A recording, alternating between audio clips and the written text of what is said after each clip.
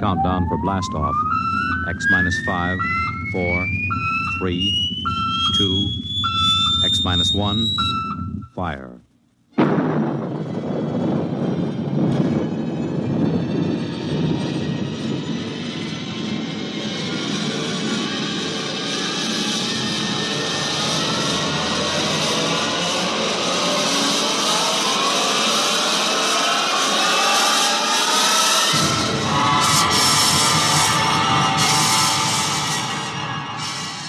From the far horizons of the unknown come tales of new dimensions in time and space. These are stories of the future, adventures in which you'll live in a million, could be years, on 1,000 maybe worlds. The National Broadcasting Company, in cooperation with Galaxy Science Fiction Magazine, presents X minus 1.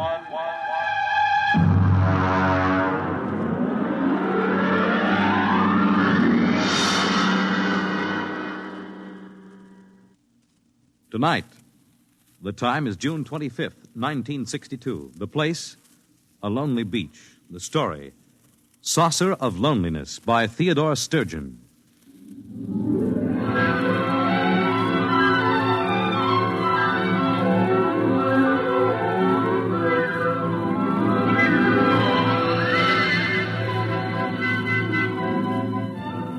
My name is Jason Beniades. I'm a newspaper reporter, 31 years old.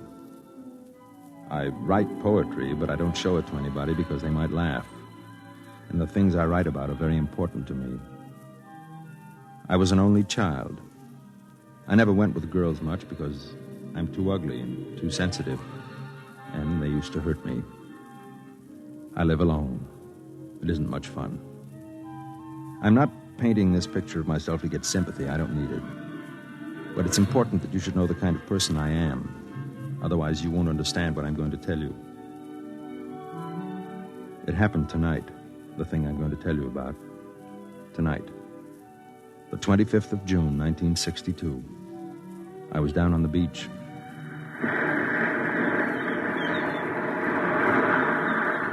Hey, mister! Hey, mister! What is it, kid? You seen a cop around any place? On this beach? I found this pile of clothes down near the rocks. The lady's dress and shoes. Well, did you see anybody? A girl? Well, I think so, but she was running along the sand in the moonlight. I yelled to her, but she just kept running, and then I found these. Look, kid, you go try to find a cop someplace. I'll see if I can find the girl. Okay.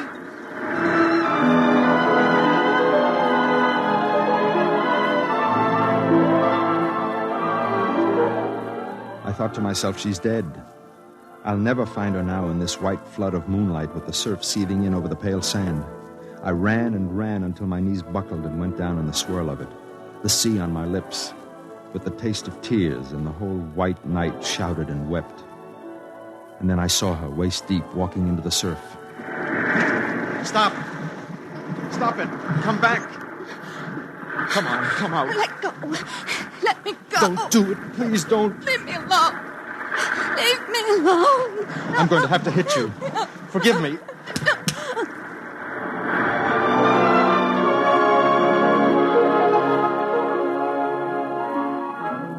I hit her in the neck with the edge of my hand, and she slumped.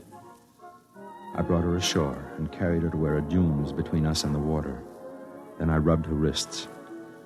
She had a pale, beautiful face with ancient, bottomless blue eyes. She opened them and looked at me after a moment. It's all right. Here, put my coat over you. Why couldn't you leave me alone? I couldn't. Why? Because it's important to me. I suppose you want to know why I did it. If I told you I understand, would you believe me? How could you understand? Maybe I know what it means to be lonely. That's it, isn't it? I don't know. I'm so terribly tired. Put your head against my arm and just stay. Don't be afraid. I've been looking for you for a long time. Looking for me? All my life.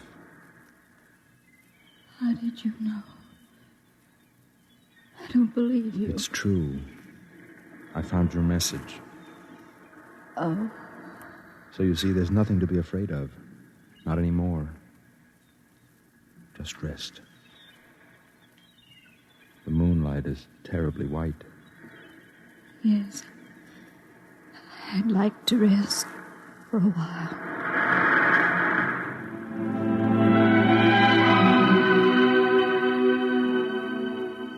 She didn't remember it, of course.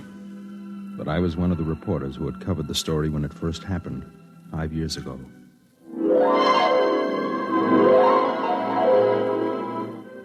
I'll never forget that day. I was working the police blotter. It was a quiet summer afternoon when they brought her in. 2 big cops in blue uniforms. Come on now, girlie, come on. Let me go. I haven't done anything. Take it easy now. What's the trouble, Connolly? Disturbing the peace, Sergeant. Is this that Central Park call? Hey, this is it. I thought you radioed that there was a near riot up there. Oh, you should have seen the place. All right, give me the report. Well, me and Bennett got up there, and there was a mob of people all surrounding this girl, see? So we bust through, and there in the middle of maybe 600 people, she's lying there, sort of in a faint. I asked a couple of people what the difficulty was, and they tell me it's the flying saucer. The what? The flying saucer. What flying saucer? Let me finish, Sergeant. What flying saucer, I ask.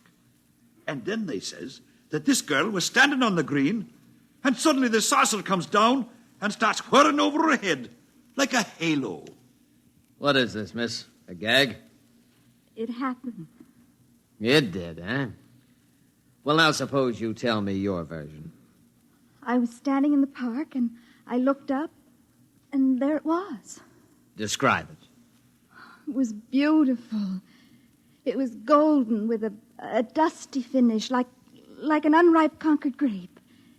It made a faint sound, a chord of 2 tones, and it circled over my head like some great round hummingbird. Go on. Well, other people must have seen it because they were all looking at me and pointing. I saw one man cross himself, and then it came down and touched me and spoke to me. This flying saucer spoke to you? Yes. And, just what did it say to you? I said, what did it say? I can't tell you. A secret, huh? Yes. I see. Connolly, this girl is for Bellevue. Well, Sergeant, the plain fact is that it happened just like that. And 10 witnesses all agree it did. Are you trying to tell me that there was such a thing as this whirring hummingbird of a saucer? Oh, there was that, Sergeant.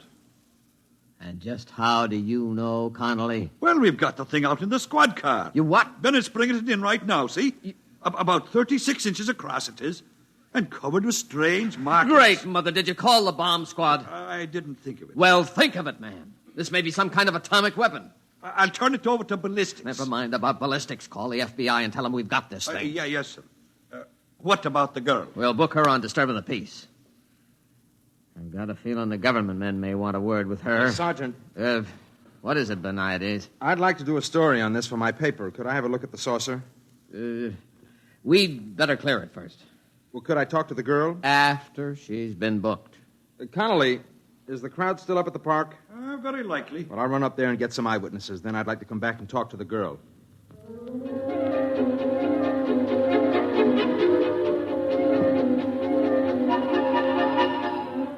Up at the park, they were still buzzing about it. Some said she was a communist agitator. Some said it was a flying saucer from Mars, and she had stepped out of it. Others said she was a saint, and it was her halo. I took some notes, phoned the paper, and went back downtown to talk to her. But there were a couple of agents with her, and they wouldn't let me in. Now then, miss, you told the sergeant this saucer spoke to you. Is that correct? Yes? Did it speak to you in English? I don't know. You did understand it, though. Yes. Do you speak any other languages? No. Tell me, what message did you receive from this instrument? Wasn't anything, really. Suppose you tell me. I'd rather not. Miss, let me be very frank. I'm not a policeman. I'm a security agent. That means that I deal with problems that affect the security of our country. Do you understand? Yes. Now, we've examined this flying saucer enough to know that it is not of American manufacture. It also possesses an extremely high radioactive count. Now, that means that it was made in an area where radioactive materials are in great abundance, such as an area where atom bombs are made. That's why we want to know the message you received from the saucer. There was no message. You just made it up. Yes. I'm afraid you're lying. Suppose we have some soldiers bring the saucer in here and hold it over your head. Would you object? I don't care what you do. All right, boys, bring it in. Now, when I tell the men to hold it over your head, you try to recall what it said. I don't know what it said. Lift it up, boys. Hold it right over her head. All right.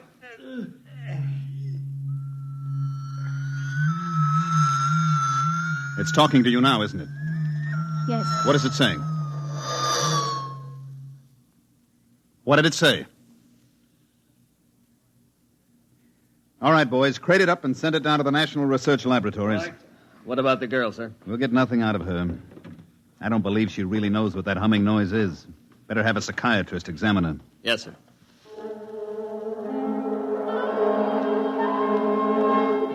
They took her to the city hospital, and she had a room to herself. Whenever the door opened, she could see the policeman outside. The door opened quite often. There were a lot of important people, some in army uniforms, who came up from Washington just to see her and talk to her. Apparently, they had analyzed the flying saucer and discovered something that made this girl about the most important person in the country. I used to stand outside, and I could identify the heads of certain security agencies, but nobody would answer the questions that the reporters shot at them. Sir, excuse me? Yes? I'm Jason Beniades from the Trib. I've been assigned to this flying saucer story as chief of the security I'm sorry, section. I have no comment. Can you tell me how long the girl will be held? That's a matter for the civil authorities. Well, have the psychiatrist Excuse determine... me, Mr. Beniades. My car's waiting.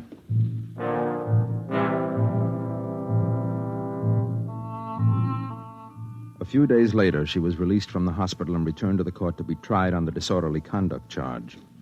They found her guilty and fined her $15 and turned her loose. When she walked out of the courtroom, she was handed a subpoena to appear before a congressional committee in private session. She answered all their questions except one. My paper sent me over to cover the hearings. Now, young lady, I want to remind you that I'm a senator of the United States and empowered by the people of this country to ask questions relating to matters of security.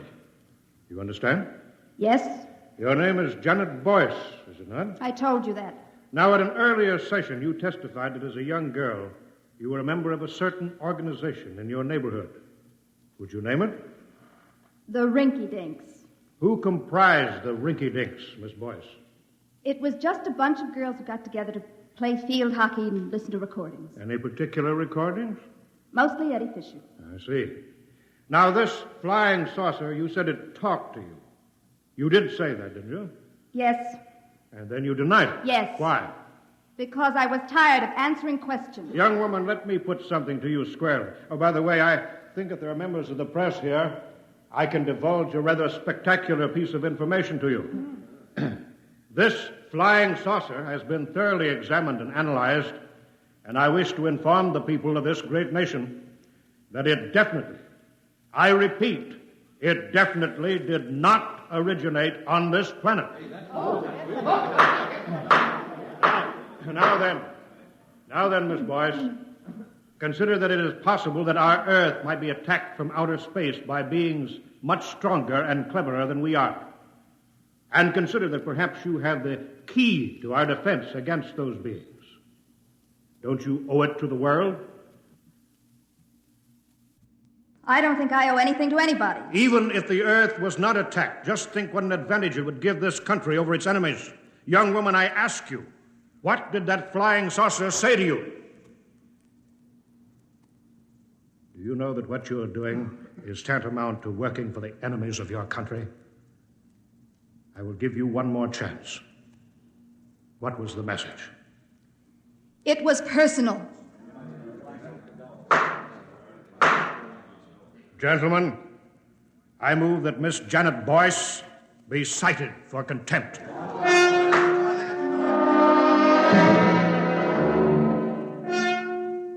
The furor was fantastic. The chief of security blasted the senator for divulging secret information about the origin of the flying saucer, and the senator said the people had a right to know, and besides, he was just guessing anyway, and happened to guess right.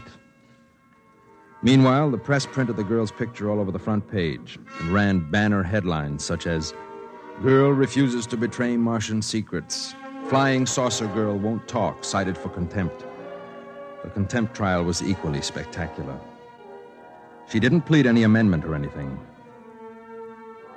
She just said the saucer was talking to her, and it was nobody else's business. She was convicted and sentenced to 5 years in prison. Boniades. Yes, Chief. For the Sunday supplement? What do you think there's anything in it? Okay, whatever you say.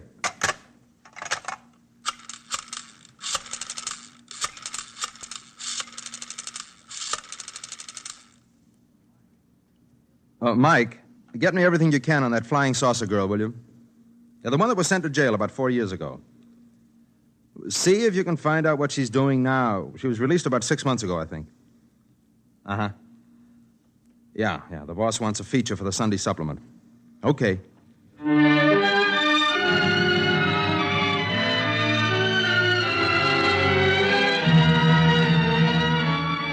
I found out she had gotten a job cleaning at night in offices and stores down near the beachfront. There weren't many to clean, but that meant there weren't many people to remember her face from the newspapers. I tracked her down and caught up with her in a one-armed coffee joint about 4 a.m. Excuse me, miss. Do you mind if I sit here? No. Nice night, isn't it? Moonlight and everything. Which are you? Security, newspapers, or just somebody out for a good time? You're pretty bitter, aren't you? Shouldn't I be? Yeah, I guess you should. My name is Jason Boniades. I'm with the newspaper. Well, it's been nice meeting you. I have to go now. Just a minute. Please. I can't blame you. How did you find me? One of the leg men located your mother. I talked to her earlier tonight. Oh. How is she? Still hitting the bottle. The way she knew where you were, you sent her some flowers on her birthday, remember? Yes. She wouldn't talk to me. Said she didn't want a daughter who was a jailbird.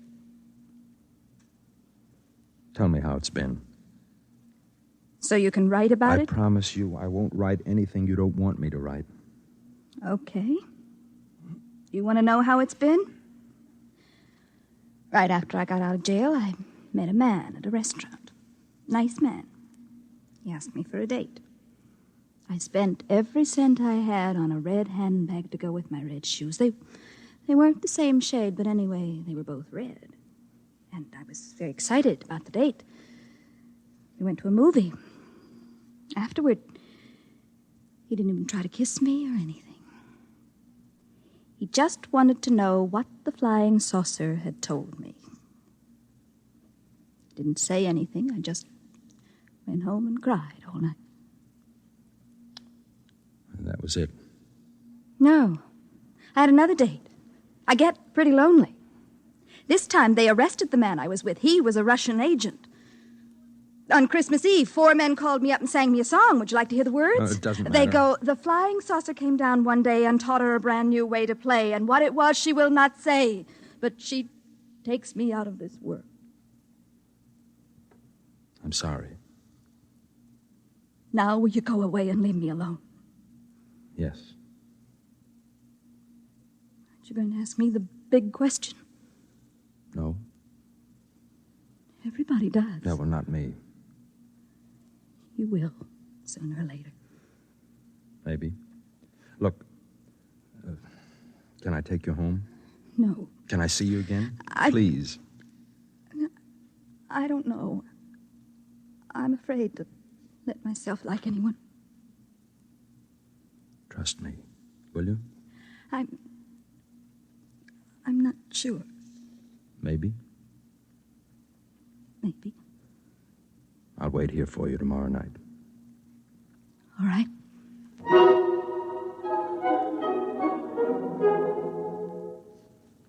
The next night, I went back to the coffee joint to wait for her. I knew she got through about 4 in the morning. I got there about 15 minutes early. Mr. Benides? Yes. Say, you're the chief of the security section, aren't you? You have a good memory. You mind if I sit down? Well, I'm expecting someone. Yes, I know. Oh, I see. I'd like to talk to you. Go ahead. You probably know that we've been trying to gain the confidence of this girl for some years now.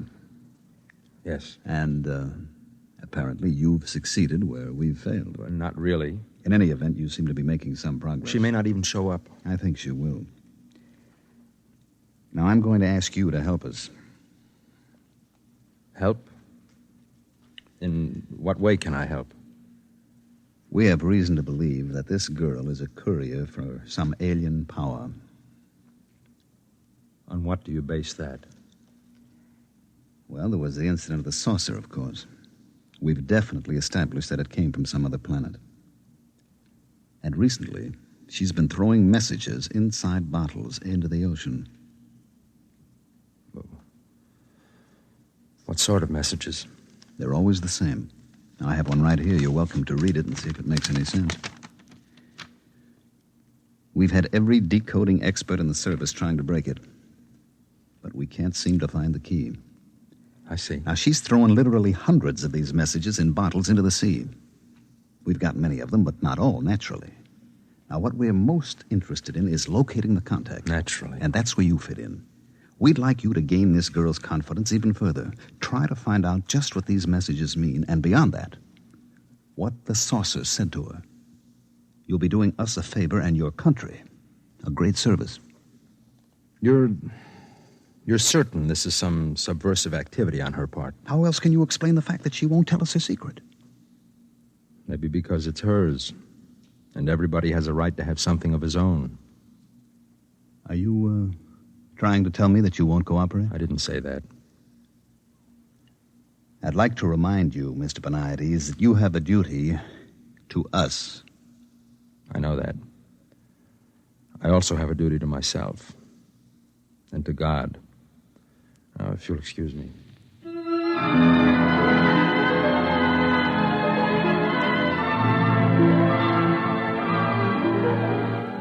I folded the bottle message and put it in my pocket. I waited for her to show up. The minutes went by, and the hours, and I knew she wasn't coming. Or she had come and seen me with the chief and changed her mind. That's when I left the cafe and walked down to the beach. That's when I dragged her out of the surf before she could follow one of her bottles into the water. How do you feel now? Are you cold? Why should you care? I do. Is that why you were sitting with the security chief in the cafe? I didn't arrange that meeting. He asked me to spy on you. I suppose he told you about the bottles. Yes. Wonder how much of the taxpayers' money they spent gathering them up. You'd think they'd get tired of it. All the writing in the bottles is the same. Maybe you could have saved a lot of trouble. Do you think so? All of them. Judges, jailers, jukeboxes, people. Do you really think it would have saved me a minute's trouble if I told them the whole truth at the very beginning? Wouldn't it? No. They wouldn't have believed me. What they wanted was a new weapon. Some super scientific super science from some alien super race. Science. That's all they think of. No, it's pretty important. Would it ever have occurred to them that this super race from another planet might have super feelings? Or super longings? Or super loneliness? No. All they think about is weapons. Isn't it time you asked me what the saucer said?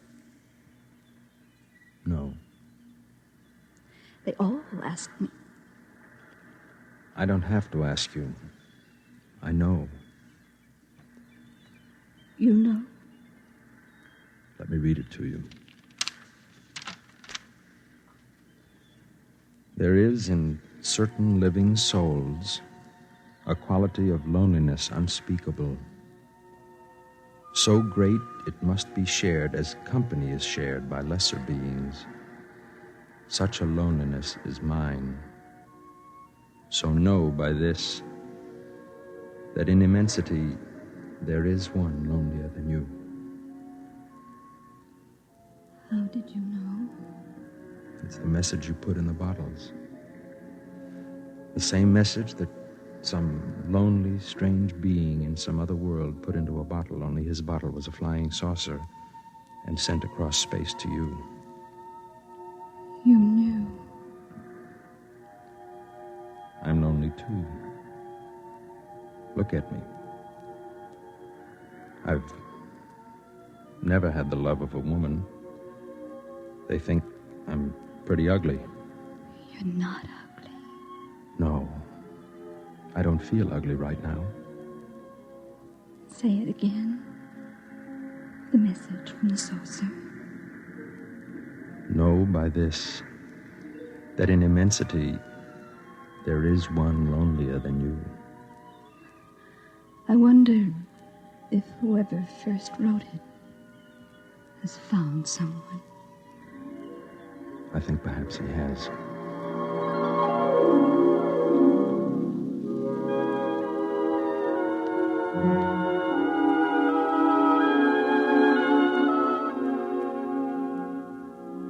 She looked at me and said nothing. But it was as if a light came from her. More light than even the practiced moon could cast. Among the many things it meant was the fact that even to loneliness there is an end for those who are lonely enough, long enough.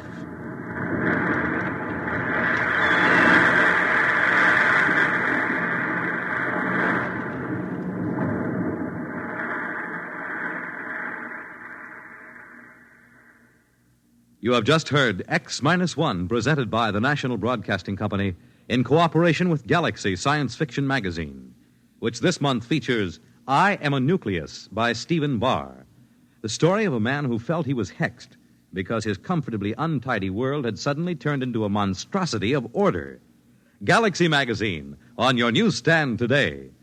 Tonight, by transcription, X-1 has brought you Saucer of Loneliness, a story from the pages of Galaxy written by Theodore Sturgeon and adapted for radio by George Lefferts. Featured in the cast were Elaine Rost as Janet, Nat Polen as Jason, William Keane as the sergeant, Jock McGregor as the cop, Mandel Kramer as the chief, and Wendell Holmes as the senator. This is Fred Collins. X-1 was directed by Fred Way and is an NBC Radio Network production.